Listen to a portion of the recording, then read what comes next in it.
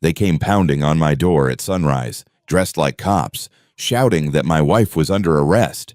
Neighbors peeked from behind curtains, convinced this was official. But what they didn't know, and what those fake inspectors were about to learn the hard way, was that my wife wasn't just another suburban homeowner. She was the sheriff of this county. And in that single morning, a petty HOA feud would explode into a full-blown war that tore the mask off a criminal empire hiding in plain sight. The first knock wasn't really a knock. It was a boom. A thunderous pounding that shook the glass panes in our front door so hard I thought they might shatter. My mug of coffee slipped from my hand and splashed across the counter as I froze, my heart stuttering in my chest. This wasn't the sound of a polite visitor or a delivery man. It was the sound you hear in crime shows right before the door is rammed off its hinges. Except this wasn't television. This was my porch, my home, my sanctuary, and someone was trying to break that illusion apart. "Open up, Daniel Hayes," a voice barked, sharp and commanding, echoing across the quiet cul-de-sac. "Your wife is under arrest." The words struck harder than the knock. Under arrest, my wife. My mind scrambled to make sense of it. We'd been awake all of 20 minutes. The sky was still painted with the pale blush of dawn. The street outside wrapped in sleepy calm. I was standing there in nothing but an old flannel robe and socks, coffee dripping onto the tile. For a moment, I thought I must be dreaming. But the pounding came again. Louder. Faster. I glanced toward the hallway just as my wife, Claire, stepped into view, tying her dark hair back into a neat ponytail. She wasn't rattled, not even a little. Her expression was cool, steady, the way I'd seen her handle tense moments before, though never anything like this. I crept to the front window and peeked through the narrow gap in the curtains. My stomach dropped. 4 men stood shoulder to shoulder on our porch. They wore dark navy shirts with block letters stenciled across the back in stark white HOA inspector. At first glance, the outfits looked like something out of a tactical unit cargo pants. Black boots, sunglasses even though the sun was barely up. But the fabric was cheap, polyester that caught the light in an odd shine. The holsters at their hips didn't match regulation gear. And then I recognized the one standing front and center, Gregory Malone, my neighbor, the man who had spent the past year making my life increasingly miserable. Greg stood tall, arms folded across his chest, a smug smile tugging at his mouth. Even behind his wraparound shades, I could feel the arrogance radiating from him. He loved this. He loved the show of power. I cracked the door just enough to keep the chain in place. "What the hell is this?" "Greg," I asked, my voice more brittle than I wanted it to be. "Step aside, Daniel," he said, tone heavy with false authority. "We've received reports of serious violations and potential security risks tied to your wife. She needs to come with us for questioning." "Questioning," my voice rose despite myself. By the HOA, one of the men behind him shifted uncomfortably. Another cast a nervous glance toward the street where curtains were twitching, neighbors roused by the commotion. Greg ignored them, tilting his head at me like a school principal scolding a child. "We can do this the easy way or the hard way." Behind me, Claire's footsteps approached, calm and measured. She stepped into the doorway beside me, dressed in her workout jacket and fitted black pants, posture straight and unflinching. Greg's smirk faltered for just a second. "Ma'am," he said, his voice dropping lower. "You're coming with us now." Claire's reply was soft, but edged with steel. "Do you have a warrant?" Greg blinked. "What?" "A warrant," she repeated, tilting her head. "Search warrant, arrest warrant. Any kind of documentation signed by an actual judge." One of the so-called inspectors coughed into his fist, suppressing what might have been laughter. The others shifted their weight, visibly uncomfortable. Greg's jaw tightened, but his hand drifted to rest on the pistol at his hip. My stomach lurched because even though the weapon looked real, something about it was off. "I don't need a piece of paper to keep this neighborhood safe," Greg snapped. Claire didn't flinch. She simply locked eyes with him, her voice steady. "You're impersonating an officer, Greg, and that's a crime." The silence that followed was thick, the kind that makes your ears ring. Somewhere down the street, the faint click of a camera shutter broke the tension. Someone was photographing this circus. Greg leaned forward, sneering. You're making a mistake. No, Claire said coolly. The mistake is yours. Her posture shifted almost imperceptibly, shoulders squaring, eyes narrowing just enough to signal that the time for games was over. She didn't raise her voice, didn't threaten. She simply turned to me and said, Daniel, call the sheriff's office.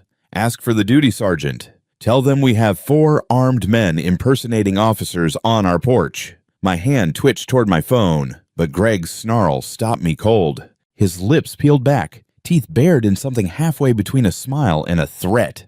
You call anyone, and this gets ugly fast. The men behind him weren't so sure anymore. One glanced at his watch as if calculating how long it would take to walk away. Another shifted his clipboard nervously. The facade of authority was cracking. Greg, though, doubled down. We're not leaving without her. His fingers drummed against the grip of his pistol. Claire took a single step forward, her voice dropping to a tone I'd never heard before, calm, commanding, absolute. Greg, if you cross this threshold, you will be trespassing, and you will answer to the law, the real law. The power dynamic shifted in that instant. I felt it. The neighbors watching felt it. Even Greg's crew felt it, because whatever authority he thought he had evaporated in the face of someone who wasn't afraid of him. For a heartbeat, I thought he might do something reckless. His hand twitched near his holster, his body leaning forward, but one of the men behind him muttered something low, tugging at his sleeve. Greg froze, then straightened, his jaw working furiously. This isn't over, he spat, pointing a finger at Claire. Not by a long shot. Claire didn't blink. You're right, she said. It's not. And with that, Greg turned sharply on his heel, stalking off the porch with his faux inspectors trailing like chastened dogs. They disappeared into the rising sunlight, their boots crunching against the pavement, their little show of force unraveling in the daylight. I closed the door and slid the chain back in place, my hands shaking, my pulse still hammering. Claire remained by the window, eyes tracking them until they were gone. She looked calm, too calm. I swallowed hard, my voice cracking as I whispered, Who exactly are you? She didn't answer. Not yet. But deep down, in the pit of my stomach, I already suspected the truth. Because no ordinary homeowner stands unflinching in the face of 4 armed men. No ordinary wife turns a fake arrest into a standoff she controls from start to finish. And that morning was only the beginning. If you had told me 2 years earlier that my quiet little dream of suburban life would turn into a nightmare, I would have laughed. At that time, all Claire and I wanted was peace. After a decade in the city, me working long hours as a civil engineer, her claiming to be a security consultant, we were exhausted. The noise, the traffic, the endless grind of deadlines had worn us down. We wanted something simple, predictable, safe. Oak Ridge Hollow seemed perfect. It was the kind of neighborhood you saw on postcards, tree-lined streets, neatly trimmed lawns, kids riding bikes until dusk, porch lights flicking on like fireflies at night. We found a 2-story Craftsman at the end of a cul-de-sac, with a big garage for my tools and a backyard where Claire could work out in peace. It felt like a fresh start, almost like a second honeymoon. In those early weeks, the neighbors welcomed us warmly. The Parkers next door brought over a casserole. The elderly woman down the block dropped off homemade cookies. And then there was Greg Malone, the man who would later stand on my porch pretending to be law enforcement. Back then, Greg seemed like the picture of a friendly neighbor. Mid-30s, tall and athletic, clean-cut hair and a ready smile. He introduced himself as both a police officer with the local department and the neighborhood safety chair for the HOA. I wasn't sure what that meant, but he said it with enough confidence that I assumed it was something official. Claire gave him one of her polite nods, the kind she used when she was filing away information but withholding judgment. Greg offered to help us get settled. He came over one afternoon to fix a leaking pipe in the garage, complimented Claire's landscaping in the backyard, even invited us to a weekend barbecue where he introduced us to everyone as the model couple. The way he spoke, you'd think he owned the block. But in those first months, his presence felt reassuring. The sight of his black and white cruiser parked in the driveway gave the street an added sense of security. Neighbors would often say how lucky we were to have a cop living among us. For a while, I believed them. We believed we had finally found peace. The first crack appeared about a year later. The wooden fence that bordered our property was falling apart, splintering boards, gaps wide enough for the neighbor's dog to squeeze through. Claire wanted more privacy for her work, and frankly, the old fence was an eyesore. I checked the city ordinances, hired a surveyor to mark the property line, and got the permits in order. Everything was above board. We contracted a crew to put up a 6-foot iron fence, elegant but sturdy. That's when Greg's friendliness evaporated. The day the contractors arrived, Greg stood in his yard with his arms crossed, watching like a hawk. His wife, Linda, suddenly seemed less sociable, rushing past us on her evening walks without a word. That evening, Greg came to our door. He wasn't wearing his police uniform, but a dark polo with a patch stitched over the chest, shaped like a badge, but not quite real. Close enough, though, to suggest authority. "Evening, Dan," he said with his usual forced smile. "I was wondering if you might consider lowering that fence to 4 feet. It's blocking my view of the street from my kitchen." I told him politely that the fence was within legal limits. City code allowed up to 8 feet, and we had full permits. Claire, standing just behind me, didn't say a word, but I could feel the heat of her attention like a spotlight. Greg's smile thinned. "I understand, but as a representative of the HOA, I think we should prioritize community harmony over individual preferences." It was the first time he invoked the HOA as if it were a weapon, not just a neighborhood committee. The way he said representative made it sound like he had power no one else did. I closed the door feeling uneasy, brushing it off as a neighbor with too much pride. But Claire looked at me, her eyes narrowing ever so slightly. "That man enjoys control." She said simply, "Be careful." I should have listened. Less than a week later, a heavy envelope arrived in our mailbox. It bore the embossed letterhead of a prestigious law firm. Inside was a notice claiming our fence violated community aesthetic standards, threatening fines of $500 per day if we didn't remove it. My stomach dropped. $500 a day. That kind of money would bleed us dry. I showed it to Claire while she was mid-workout in the backyard, sweat gleaming across her brow, her movements sharp and efficient. She scanned the page once and shook her head. "This is fake," she said flatly. "We're fully compliant with city law. They can't touch us." Her certainty steadied me a little, but I wasn't satisfied. I called the number listed on the letter. The receptionist on the other end sounded genuinely confused. "I'm sorry, sir," she said, "but we have no record of your address, and we definitely didn't send any notice about a fence." When I emailed them a copy, she replied minutes later, "This is a forgery. Using our firm's name without authorization is a federal offense." I hung up, trembling with a mix of anger and fear. Someone had deliberately tried to intimidate us, and I didn't need to guess who. That night, Claire barely touched her dinner. She excused herself several times to take hushed phone calls outside, speaking in clipped phrases I couldn't quite catch. When I asked, she gave a tight smile. "Work," she said. Complicated. Meanwhile, the neighborhood began to turn cold. The friendly waves vanished. Mrs. Patterson, the sweet older lady who once brought cookies, now avoided eye contact. Notes started appearing on our car windshield, under the front doormat, taped to the mailbox. Some were polite, "Please consider the community." Others were less so. "Outsiders don't understand how good neighborhoods operate." Claire collected every note, slid them into Ziploc bags, labeled and filed them in her office. She didn't rage, didn't panic. She just prepared. I, on the other hand, felt the unease growing heavier with every passing day. What began as a disagreement over a fence was becoming something darker, something orchestrated, and through it all, Greg Malone watched us.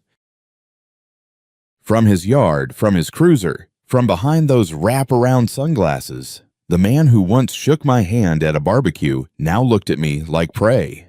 I didn't know it then, but the fence wasn't the issue at all. It was just the excuse. The real battle, the one that would expose who my wife truly was, had only just begun. The forged letter should have been the peak of it. A sick little intimidation game. Nothing more. I told myself once we proved it was fake, Greg and his little circle would slink back into their homes and pretend nothing happened. But I was wrong. That letter was only the opening shot, the warning volley before the real siege began. Within days, the neighborhood's warmth cooled into something sharp and unfriendly. It wasn't obvious at first. A neighbor who usually waved while walking his dog suddenly looked the other way. Another couple, once eager to chat about home renovations, crossed the street when they saw us coming. At first, I chalked it up to coincidence. People get busy or people have bad days. But Claire was less charitable. "Someone's turning them against us," she said one evening, standing at the front window, arms folded. "This is coordinated." I wanted to argue, to say she was being paranoid, but then the notes started. They weren't shoved in our mailbox. Federal law made tampering with that risky. No, these were slipped under the windshield wipers of our car, tucked into the crack of our front door, taped to the fence posts, as if the paper itself was a form of protest. The first one was syrupy sweet. "We'd appreciate it if you'd work with the community. Lowering the fence would show you care about us all." The second was sharper. "This isn't how good neighborhoods operate.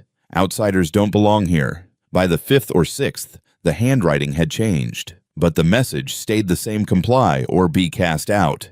I kept expecting Claire to crumble under the pressure, but she didn't. She gathered each note, placed it carefully in a plastic bag, wrote the date on the corner with a black marker, and filed it in a box in her office. No commentary, no frustration, just quiet, methodical record-keeping. I couldn't understand how she stayed so calm. I was unraveling. Walking outside felt like stepping onto a stage where everyone had been told I was the villain.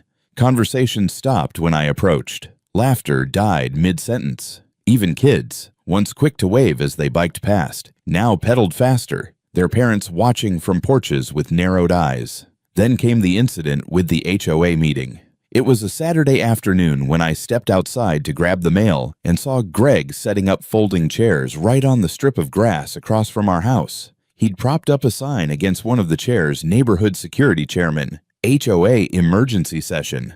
Curiosity, or maybe dread, kept me at the window as nearly 20 neighbors trickled in, some carrying clipboards, others with arms folded. Greg stood tall at the center, like a general preparing his troops. As you can see, he boomed, gesturing toward our half-finished iron fence. The Hayes family has chosen to ignore community standards. This isn't just about aesthetics. A fence this tall can hide suspicious activity. It compromises neighborhood safety. Murmurs spread through the group. A few nodded. Others exchanged uncertain glances. But then Greg went further. His voice dropped to a conspiratorial tone, though he projected loud enough for everyone to hear. "I've conducted my own background investigation. Claire Hayes doesn't just work in security consulting. Her job is classified. For all we know, we've welcomed a threat to national security into our neighborhood."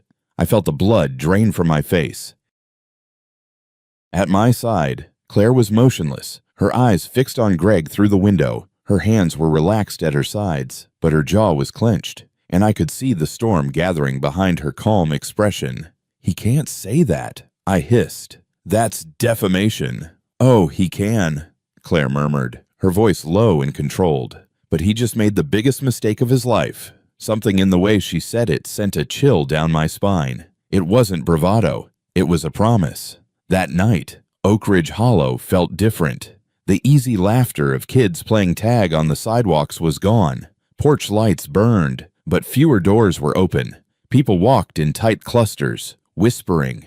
We were no longer neighbors. We were suspects. The transformation in Greg was impossible to miss. He strutted through the cul-de-sac like a man with a badge, though none of it was real. Sometimes I'd catch him in his driveway, talking in hushed tones with other residents, clapping them on the shoulder like he was sealing deals. Every time I stepped outside, conversations ended. The notes continued, more forceful now. "It would be better for everyone if you moved. Do the right thing before things get worse." Always unsigned, always anonymous. One morning, I found Claire already at the dining room table, a small black device in her hands. Motion-activated cameras. She said when she caught my look, "Night vision, audio recording." "Where did you even get those?" I asked, bewildered. She met my eyes evenly. "Don't ask questions you don't want the answer to." The silence between us was heavy, filled with the weight of truth she wasn't ready to share. I didn't push. Not then.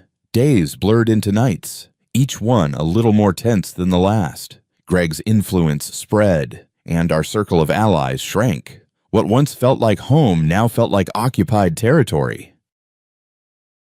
And yet, through all of it, Claire remained unshaken. While I wrestled with anger and fear, she treated every note, every whisper, every hostile glance as another puzzle piece sliding into place. It was only later that I would understand why. She wasn't just enduring, she was building a case, because to her, this wasn't harassment. It was evidence. And when the moment came, she would use it to burn Greg's little empire to the ground. I didn't know it then. I just knew the isolation was eating me alive, and that the man across the street had declared war on us, with the entire neighborhood as his army. What I couldn't yet imagine was that Claire had already declared her own war quietly, strategically, and with weapons Greg couldn't possibly see coming. By the third week of hostility, the HOA notes no longer felt like whispers in the dark. They had become open threats. And with them came the midnight performances, Greg's version of inspections, designed not to enforce rules, but to terrorize. It started one Wednesday just after 9 p.m. when I heard voices outside, low and purposeful, not the casual chatter of neighbors. I parted the blinds and saw Greg standing with two men I didn't recognize. They were pointing toward our fence, their silhouettes sharp under the glow of the street lamp, nodding like conspirators. The pit of my stomach tightened. The next evening, there was a knock at the door. Not the violent pounding of that first morning, but firm, calculated. When I opened it, Greg stood there in that same black polo with the fake badge patch stitched over his chest. His smile was polite in the way a knife is sharp meant to cut. "Evening, Dan," he said smoothly. "Just a reminder, this Saturday we'll be conducting neighborhood safety inspections. HOA protocol." I gripped the door tighter. "Is that an actual HOA policy?" I asked. "Or something you just made up?" Greg tilted his head, the smile never faltering. "I think you'll find it's in everyone's best interest to cooperate. Refusing inspection sends the wrong message." When I closed the door, my pulse was hammering. Claire was waiting in the living room, arms folded.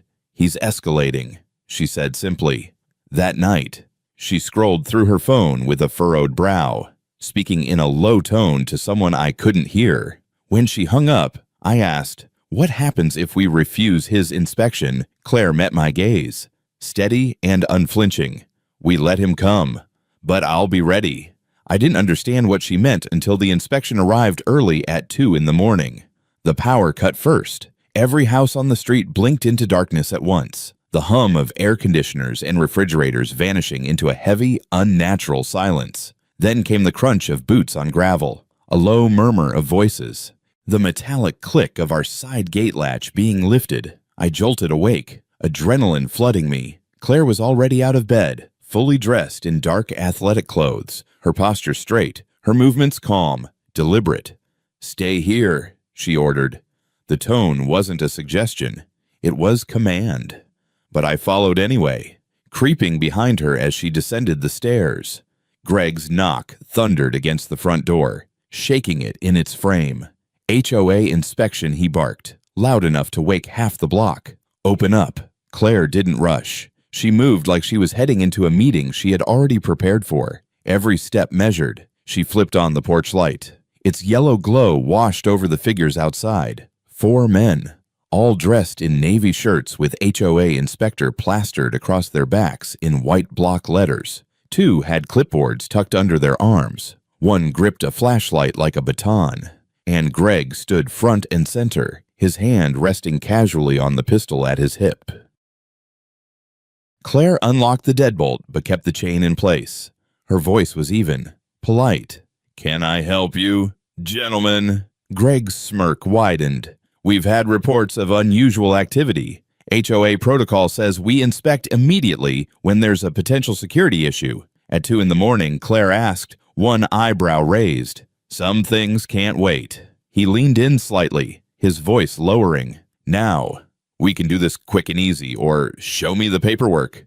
Claire cut him off. Greg blinked. "Paperwork? Yes. Whatever authorizes you to be on my property at 2 a.m. Search warrant, inspection order, anything with a signature. One of the men behind him shuffled uncomfortably.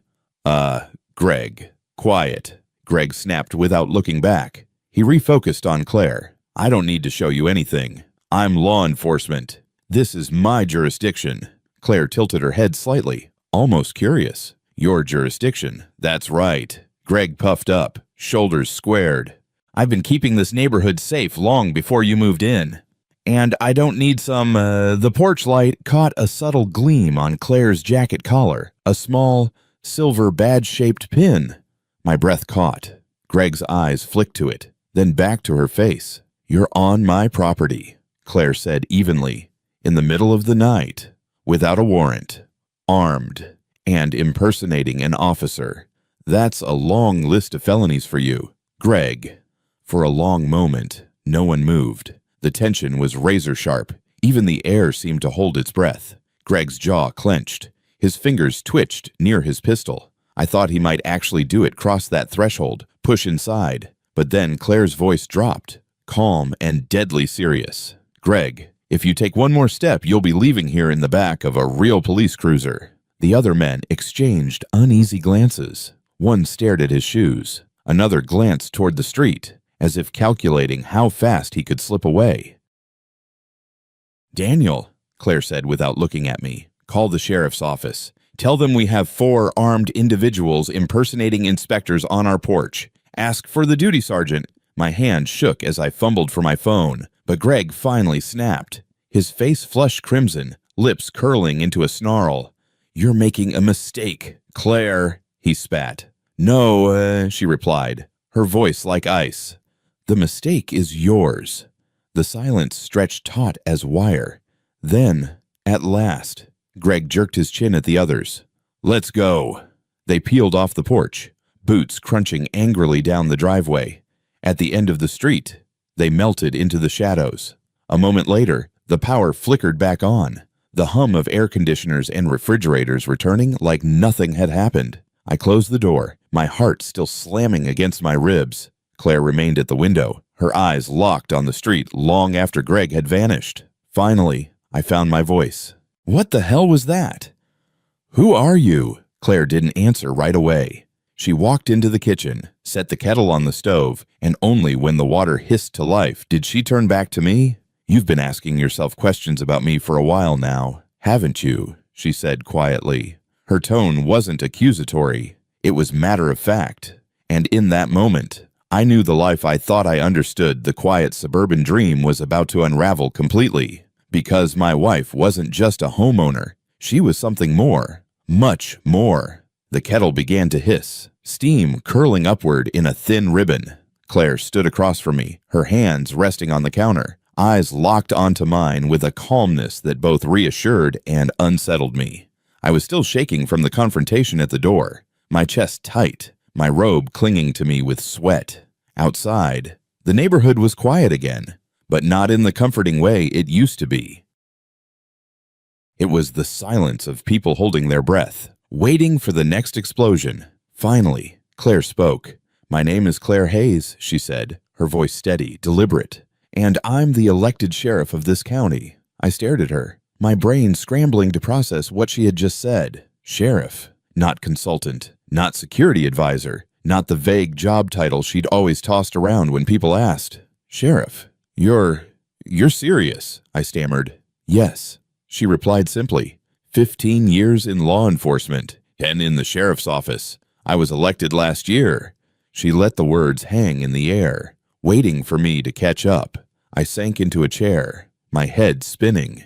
Images of the past months flickered through my mind like puzzle pieces suddenly snapping together. The way she always chose the seat in a restaurant with a clear line of sight to the exits. The way she moved efficient, precise, like she'd been trained. The way she handled Greg tonight, never flinching, never backing down. All the clues had been there. I just hadn't wanted to see them. Why didn't you tell me? My voice cracked, part anger, part disbelief. She took a slow breath. Because when you hold this position, you make enemies. Not just petty neighbors like Greg, people with real resources, real grudges. If they knew where I lived, it could put you at risk. I wanted us to have a normal life here, but after tonight, normal is gone." The kettle whistled. She turned off the burner, poured steaming water into 2 mugs, and slid one across to me. Then she reached into her jacket pocket and pulled out a small digital recorder. "I had this running the whole time," she said. "Every word Greg said tonight is on here." I gawked at the device, realization dawning. She hadn't just stood her ground, she had been planning for this. She was documenting, building evidence. "What's his deal?" "Claire," I asked, my voice low.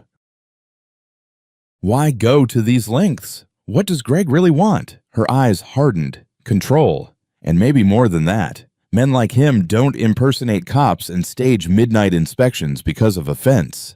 He's testing boundaries, pushing people, setting himself up as an authority figure, and that means he's after something bigger." She pulled her laptop closer, her fingers flying across the keys. Within minutes, she had pulled up a state licensing database. "Look," she said, tilting the screen toward me. "No record of a Gregory Malone in law enforcement. Not here. Not anywhere in the state. Not even as a licensed security guard." My stomach dropped. "He's lying about everything I asked." "Not just lying," Claire corrected. "He's constructing an identity. And identities like his are usually part of a pattern." She dug deeper. Property records, court filings, employment databases. Her hands moved with the ease of someone who had done this 100 times before. Then she paused, her eyes narrowing. "Got him," she whispered. On the screen was a property deed. Greg's house wasn't under the name Malone at all. It was Gregory Miller. When she ran that name, the hits came fast. 3 prior arrests. Claire read aloud. 2 in Arizona for impersonating an officer. 1 in Nevada for harassment. Fired from multiple private security companies for abuse of authority. Civil suits for intimidation and false incident reports. I leaned back, stunned. "And now he's here. In our neighborhood." Claire nodded slowly. "He's been moving from state to state, reinventing himself. Starts out friendly, gains trust, then uses that to take control. And I'll bet he's done it through HOA boards before. Manufactured violations, intimidation, pushing families until they give up and move." "Why?" I asked. "Why would anyone go to that trouble because there's money in it?" she said grimly. "And influence.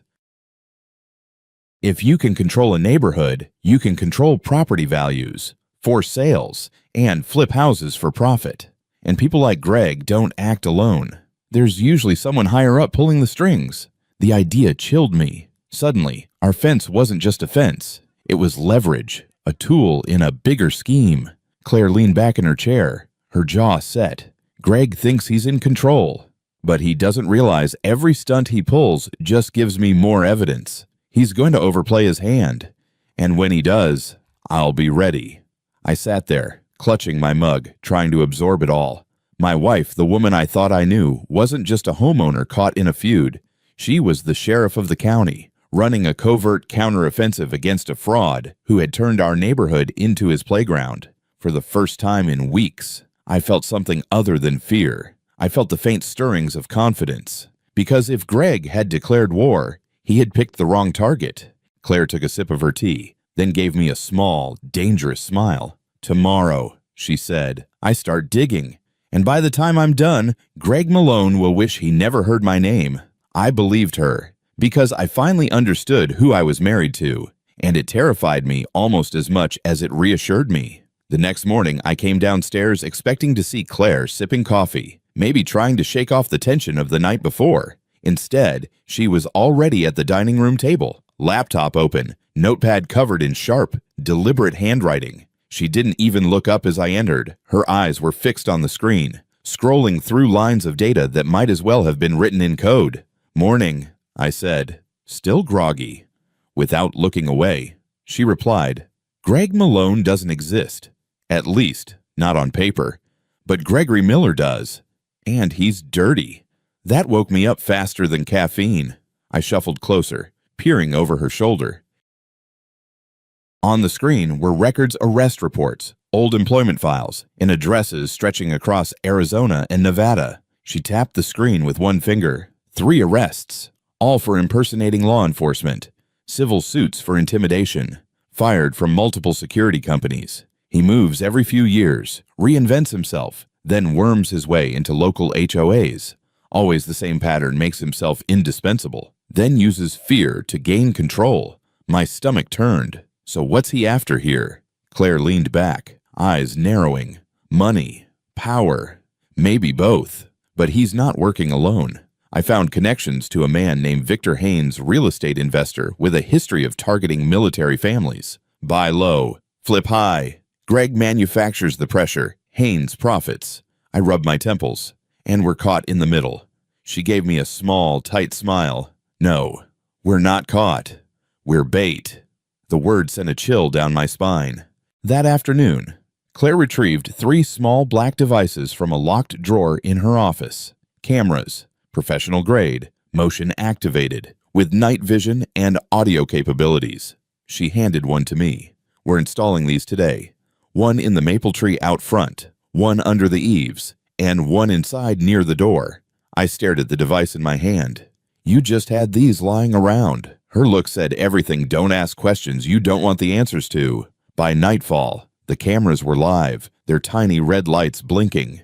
Claire tested the feed from her laptop, nodding with satisfaction as images from our front yard, driveway, and entryway appeared on the screen. Now we wait, she said. But waiting wasn't enough for her. The next morning, she crafted a message in the HOA group chat, a platform Greg had pushed on to every resident under the guise of neighborhood security updates. Claire rarely used it before, but now her words were calculated. Heads up, everyone. We've been asked to temporarily store some equipment for a county training exercise. Nothing to worry about, but a delivery truck may come late at night. Please don't be alarmed if you see activity in our driveway. That was it. No details, no explanation. Just enough to sound official and suspicious at the same time. Isn't that a little risky? I asked as she hit send. Her lips curved slightly. Risky is the point. Greg won't be able to resist. She was right. Within hours, one of the cameras captured Greg pacing the sidewalk across from our house, phone pressed to his ear, eyes locked on our driveway. That evening, Claire upped the ante. She created a fake training inventory list on her laptop, full of vague jargon about tactical equipment. Nothing classified, but enough to sound like something worth stealing.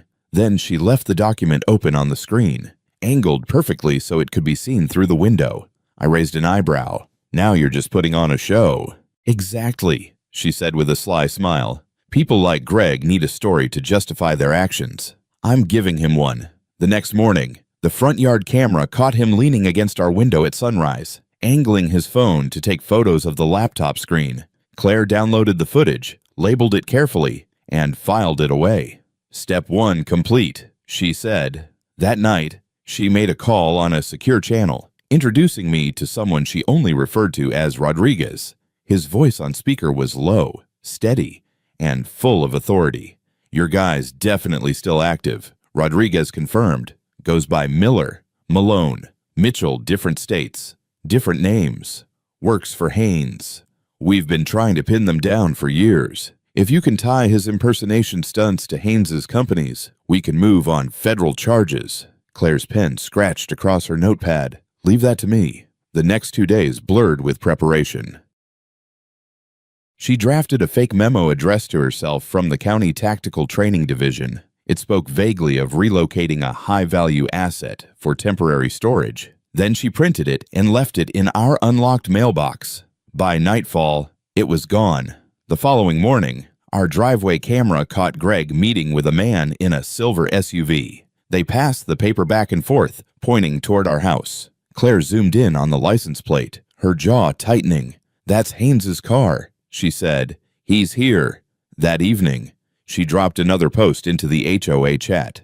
Reminder due to the upcoming training delivery. Please keep driveways clear. Arrival time is classified, but it will be within 72 hours, within 20 minutes. Greg was back in his driveway, phone glued to his ear. The camera caught him pacing, his voice audible on the recording. You sure it's worth something? All right, I'll take care of it. We'll get them out before the delivery date. Claire muted the clip and gave me a look that made my skin prickle. She had him.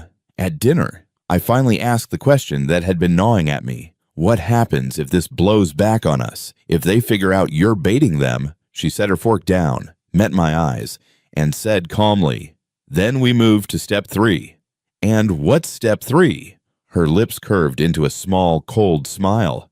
Public exposure. The kind you don't come back from. I didn't press further. I didn't want to know the details until it happened. But in that moment, I realized something important. Greg thought he was pulling us into his game. He thought he was tightening the noose. But the truth was far darker. Claire wasn't playing his game. She was rewriting the rules. And when the time came, Greg would discover he had been dancing on her stage all along. Saturday afternoon came hot and blinding, the kind of summer day when the air itself seemed to ripple above the asphalt. By 3 o'clock, folding chairs began to appear on the grassy strip in front of our house. Greg had delivered flyers 2 days earlier, emergency HOA gathering, community dispute resolution, and now nearly 30 neighbors filed in, carrying bottled water, fanning themselves with paper, whispering behind shaded hands. From inside our living room, I watched the crowd grow. My stomach twisted, but Claire remained composed, standing at the window with her arms crossed. She was dressed with intention, a black blazer over a pale blouse, hair tied neatly back, no badge visible, no gun, nothing to suggest the power she carried. She wanted to look like any other neighbor. For now, at exactly 4, Greg appeared. He strode down the street like a man preparing to deliver a sermon, navy polo pressed crisp, aviator sunglasses reflecting the crowd, and that fake badge clipped proudly to his chest. 2 of his inspectors flanked him, clipboards tucked under their arms like props in a bad stage play. "Thank you all for coming," Greg boomed, projecting his voice with practiced authority. "We are here today because certain residents have refused to comply with community standards. This is not personal. It is about protecting the safety and appearance of Oak Ridge Hollow." He gestured grandly toward our 6-foot iron fence as if unveiling evidence of a crime. This fence blocks sightlines from the street. It creates blind spots, potential cover for dangerous activity. In my professional opinion, it's a security hazard. A murmur ran through the crowd. Some nodded. Others looked unconvinced but didn't speak. Greg stepped closer to the center, his voice dropping to that conspiratorial pitch he used when he wanted people leaning in. "And that is not all. I've conducted an investigation into our new neighbors. Claire Hayes is not who she claims to be. Her work is classified, her background obscured. For all we know, she poses a threat to national security, and I, as your neighborhood security chairman, cannot allow that threat to fester here." The crowd shifted uneasily. A few people gasped. One woman clasped her husband's arm. I felt my fists clench, but before I could move, Claire stepped outside. She didn't hurry. She didn't storm. She walked with measured calm, her presence drawing every eye. She stopped just a few feet from Greg, her voice cutting clean through his theatrics. "Before you go any further, Greg," she said, "I have one simple request." He blinked behind his sunglasses. "And what's that? Show us your police identification number." The effect was immediate. The crowd stirred, people glancing at one another. Greg let out a short laugh. "That's sensitive information. I can't just give it out in public." Claire's tone didn't change. "Every sworn officer in this county has a badge number. It's public record. Providing it is routine." Greg's jaw tightened. "Like I said, I'm not obligated." Claire turned toward a folding table she had set up earlier. A laptop sat open, a projector casting its glow onto a portable screen. With a few clicks, she pulled up the county roster of active law enforcement officers. She scrolled deliberately, line by line, until the list reached the M's. "This," she said evenly, "is every officer currently serving in our county. As you can see, there is no Gregory Malone." The murmurs grew louder. Greg's composure wavered. Claire clicked again, and a new document appeared on the screen, a receipt from an online costume supplier. "And here," she continued, "is a purchase record for a fake police badge, shipped to 742 Elm Street, Greg's address 8 months ago." Gasps rippled through the chairs. Someone whispered, "Oh my God." Greg's face flushed red. That's fabricated," he sputtered. Claire didn't raise her voice, but her next words cut like a blade. Is this fabricated too? She switched the screen to a still image from our driveway camera. Greg, at 5:37 a, phone in hand, leaning against our window, snapping photos of the stage training inventory on her laptop. Then, with another click, she played an audio clip. Greg's voice crackled through the speaker. We'll get them out before the delivery date. The crowd erupted in overlapping questions, gasps, whispers, fragments of anger and disbelief. Greg's two inspectors looked at each other, pale, shifting uncomfortably. Greg lurched forward, pointing at Claire. She's twisting this, you don't understand. She's dangerous. Claire raised one hand, steady and calm. What we understand is that you've been impersonating an officer, trespassing on private property, and working with known real estate fraudsters to intimidate families. This isn't about offense. It's about control. For the first time, Greg's mask cracked completely. His voice rose to a shout. You think you can make a fool out of me. You have no idea who you're dealing with. The shift was fast, too fast for most eyes to track. His hand dropped toward his hip, fingers curling around the grip of the pistol strapped to his belt. Gun, someone screamed. Folding chairs scraped across the pavement as neighbors stumbled back, panicked cries filling the air. Greg yanked the weapon free, both hands gripping it, aiming square at Claire's chest. His voice trembled with rage. Everyone shut up. Listen to me. But Claire didn't move. Her hands stayed visible, calm at her sides, her voice steady as stone. Greg, you just made the worst mistake of your life. The words weren't a threat. They were a verdict. In the blink of an eye, she moved, a blur of precision. Years of training compressed into 3 seconds of devastating efficiency. She sidestepped his line of fire, her left hand striking his wrist, her right hand clamping down on the barrel and shoving it skyward. The gun discharged once, the crack of it echoing through the cul-de-sac, the smell of gunpowder burning the air. Before anyone could scream again, Claire twisted the weapon from his grip, spun behind him, and hooked his arm into a lock that dropped him to his knees. In less than 3 seconds, Greg was face down on the grass, his wrists cinched behind him with a pair of black zip ties pulled from Claire's blazer pocket. Silence fell over the crowd. Neighbors who had once feared her now stared in stunned awe.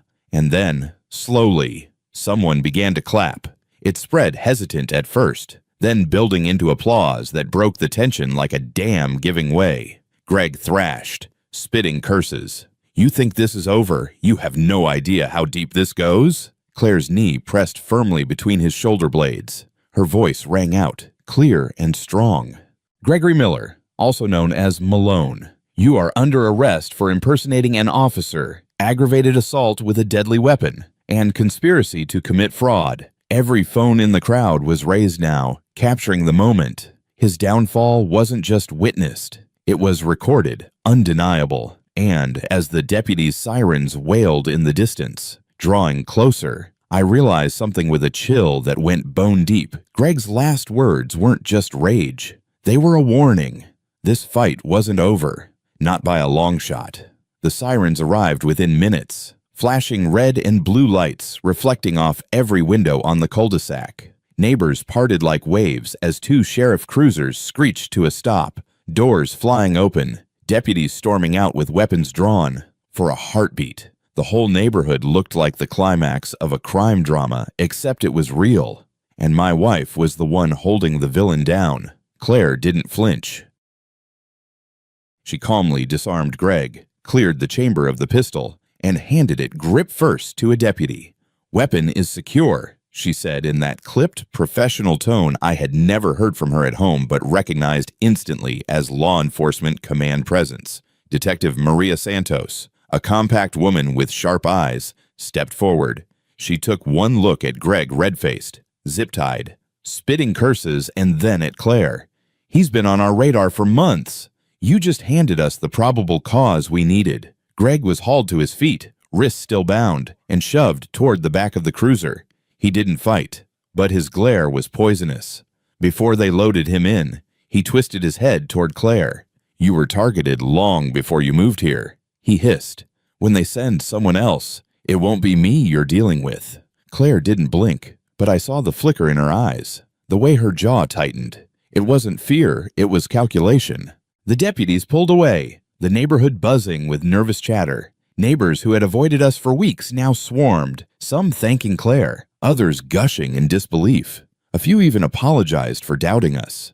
Claire nodded politely, but her face stayed unreadable. When the crowd thinned, she turned to me. "It's not over." I wanted to argue, to believe that Greg in cuffs meant we had won. But deep down, I knew she was right. That night, our dining table became a war room. Claire spread out files, property records, and screenshots she had pulled from county databases. She sketched a flowchart in clean, precise lines, Greg at the center, arrows linking him to shell companies, false HOA citations, intimidation tactics. At the far end of the chart was a name I didn't recognize, Victor Haynes. "This is how it works," she explained. "Greg identifies a target family, military, law enforcement, or anyone with stable property. He manufactures violations, pressures them until they break. Then Haynes swoops in with the shell company, buys the house cheap, flips it for profit, rinse and repeat." My skin prickled as I followed the arrows. "How many times have they done this?" "We know of at least 40 families in 6 states, Claire said grimly. "But it could be double." The thought hollowed me out. This wasn't just about us. It wasn't even just about Oak Ridge Hollow. It was bigger, national. By morning, the task force arrived. Captain Rodriguez, a tall man with silver at his temples, shook Claire's hand with the familiarity of someone who had stood beside her in worse battles. "You've just made our month," he said. "We've been chasing Miller across state lines for 3 years. Now, with your footage and that takedown in front of 30 witnesses, we've got him. For the next 48 hours, Oak Ridge Hollow was swarmed with agents." Warrants were served at Greg's house and 2 nearby properties tied to Haynes's companies. I stood on the sidewalk watching as boxes of files, hard drives, and even duffel bags stuffed with fake police gear were hauled out. One detective showed Claire a tablet filled with notes Greg had kept on us daily schedules, income, even where our friends lived. "This isn't intimidation," Claire muttered. "It's intelligence gathering." Meanwhile, the 2 inspectors who had fled the HOA meeting were picked up in the next county. Both were former security contractors with minor criminal records, easy pawns for Haynes. Faced with the evidence, they flipped fast, pointing straight to him as the mastermind. 2 days later, Haynes himself was arrested in Nevada, stepping off a private jet. National news picked up the story. Cameras swarmed our street, dubbing it the HOA sting. Anchors painted Claire as the unflinching sheriff who outsmarted a fake cop ring. Through it all, she remained professional, offering only one statement: no one, no matter their title or uniform, has the right to intimidate a community for personal gain. If something feels wrong, speak up. That's how neighborhoods stay safe. It wasn't fiery, but it struck a chord. Weeks later, Oak Ridge Hollow felt different. The sharp tension that had infected every sidewalk and driveway was gone. People waved again. Kids played outside. The HOA board reformed under transparent rules, rotating leadership, open records, and one unshakable bylaw: no one could hold a security-related position without verified credentials. Claire declined nominations to the board. Real leadership, she told them, is about empowering people, not holding power over them. The line earned her a standing ovation, later printed on flyers for the first Unity Day barbecue. Still, the shadow lingered. One evening, as we sat on the porch, Claire sipped her tea while watching kids race their bikes around the cul-de-sac. I asked, "Do you regret showing them who you are?" She took a long breath, eyes drifting toward the horizon. Sometimes secrets are protection, but sometimes truth is the safest thing you can give people. Her words settled heavy in my chest. That night, I found her at the kitchen table long after midnight, lit only by her laptop's glow. She wasn't researching Greg anymore. She was scrolling through a spreadsheet of names and addresses across the country. When I asked, she smiled faintly, just keeping track. A week later, we received a postcard with no return address. On the front, a quiet suburban street in Virginia. On the back, only one sentence: "You stopped one of them." There are more. Claire didn't show the neighbors. She simply filed it in her locked desk drawer and placed a call to Rodriguez on a secure line. Our neighbors believed the storm had passed, but Claire and I both knew better. The battle in Oak Ridge Hollow was over, but the war, the one Greg had hinted at with his final words, was still out there, waiting. And as I watched her that night, calm, steady, unyielding, I realized something chilling but comforting all at once. They had chosen the wrong house and the wrong woman to test. Stories like ours prove a truth that often gets forgotten. Real power isn't in intimidation, it's in resilience. Greg and his backers relied on fear, secrecy, and the silence of communities too scared to fight back. But when one person stands firm, others find their courage. Claire didn't just defend our home. She exposed a network that preyed on trust. And maybe that's the lesson here when someone tries to scare you into compliance. Document everything. Stand tall. Seek truth, because fear only wins if we let it. If this story struck you, let me know your thoughts below. Have you ever faced intimidation in your own neighborhood? How did you respond? Comment your story. And don't forget to subscribe, because the fight for justice, even in the quietest suburbs, is far from over.